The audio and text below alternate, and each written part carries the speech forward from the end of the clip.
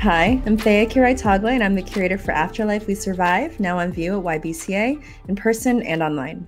As part of the digital programming for the exhibition, I'm having a series of short conversations with artists from the exhibition about their strategies of future thinking and survival.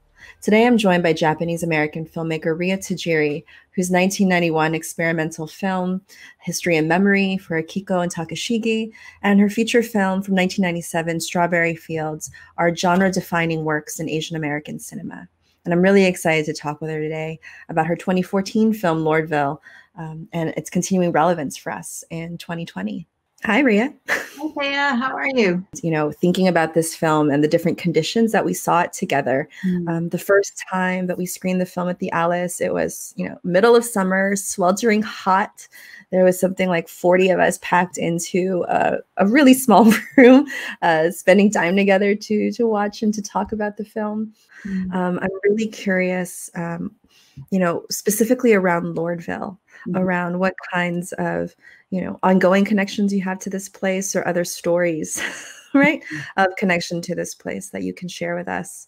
Yeah, well, I think it's interesting because there was a really strong community in Lordville when I lived there. And I was obsessed with really trying to settle myself with this discomfort of like, oh, I own this place. I own it. What does that mean? I look back on the difficulties of negotiating all these stories, right, about this place and how to connect them, right? But I think in the end, the film is kind of about land acknowledgement. It's about land acknowledgement it's how the importance of really understanding how we trace back to the indigenous people who were here, who were really the original inhabitants of Lordville or in any place that we live in. We sort of need to understand that. And it's interesting now because even where I live now, I've been trying to understand that. I've been trying to look for those histories. So.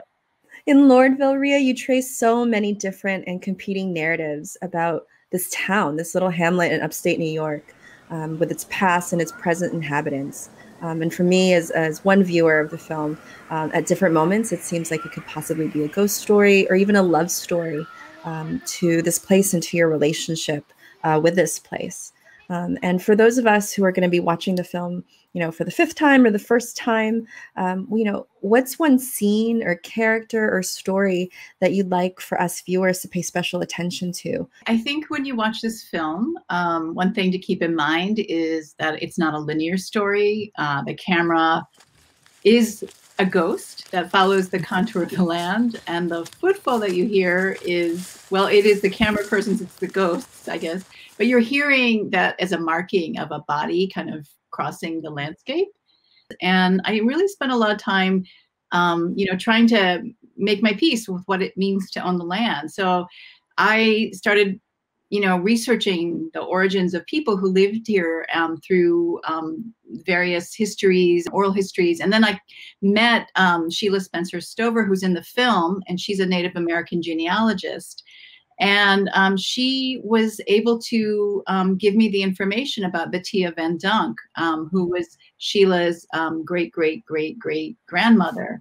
And Bettia was a Minisink Lenape Delaware woman who married one of the original settlers of Lordville, who is Deliverance Adams. And their descendants are still tied to the present-day inhabitants. The Lord family, who are still, living in Lordville and are in the film. Some of them are in the film. Ria, I'm wondering if you wouldn't mind sharing what your favorite scene was, in addition to all these amazing characters and folks that you met along the way.